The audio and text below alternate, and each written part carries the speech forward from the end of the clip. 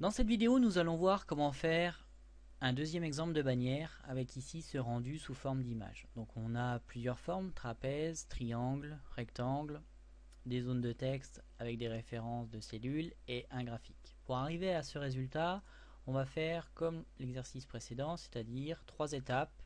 Une étape de création avec les formes et les zones de texte et leurs références, et ensuite une étape où on va mettre nos données, c'est-à-dire le pourcentage des revenus, prix unitaire, pourcentage de marge, le produit ABC qui va nous permettre de faire notre graphique, et enfin on va assembler tout ceci pour passer d'une version de base à une version un petit peu plus édulcorée. Pour faire cela, on va aller tout d'abord dans l'onglet insertion et on va créer nos formes. Donc on peut créer une forme aussi bien trapèze, comme ceci. Veillez à aller dans l'outil de format. Là, au niveau du remplissage de forme, veillez à choisir un type. Par exemple, on va mettre tout en bleu, puis ici on va mettre juste en cohérence la région, le grand titre et la mise en forme du graphique en vert. On va faire des zones de texte, donc on va aller dans l'onglet insertion, on va faire zone de texte, on va la sélectionner comme ceci, on va prendre le bord de notre zone de texte et on va les taper dans la barre de formule égale et on va aller choisir notre référence, par exemple M30, comme ceci. Et ensuite on s'attaquera uniquement à sa taille, à sa police, par exemple LCD on peut faire, et on aura ainsi notre zone de graphique mise au formalisme que l'on souhaite.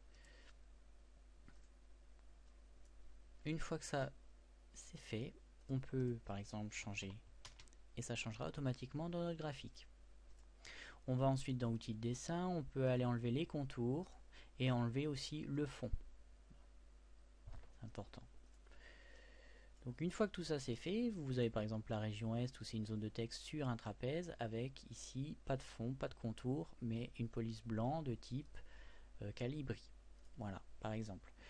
Et pour le graphique, vous allez sélectionner votre plage de données comme ceci, produit à produit BC, faire onglet insertion et aller dans colonne histogramme 2D. Vous avez votre histogramme, vous enlevez les séries, le superfluent et l'axe des ordonnées, et vous allez rajouter avec un clic droit les étiquettes de données. Vous pouvez augmenter la taille comme ceci. Une fois que cela est fait, vous allez faire une mise en couleur verte pour voir la cohérence de l'ensemble. Ensuite, reste à prédisposer l'ensemble pour avoir un contenu homogène. On a une prédisposition ici. Vous pouvez aller un peu plus loin en changeant quelques couleurs et encore aller plus loin en faisant ici ce triangle en arrière-plan, ici en premier plan, changer légèrement les formes et voilà l'ensemble. Une fois que c'est fait, vous sélectionnez avec ici dans accueil, rechercher, sélectionner, sélectionner les objets, vous sélectionnez l'ensemble, vous faites un CTRL C et vous allez dans bannière par exemple et vous pouvez aller le mettre en faisant un collage spécial en tant qu'image comme ceci. Voilà. Et vous réajustez à votre guise les proportions de votre indicateur. Vous pouvez même également faire un collage spécial sous un autre formalisme. Voilà, j'espère que cette vidéo vous sera très utile et mettra en avant vos indicateurs, aussi bien de performance que d'activité.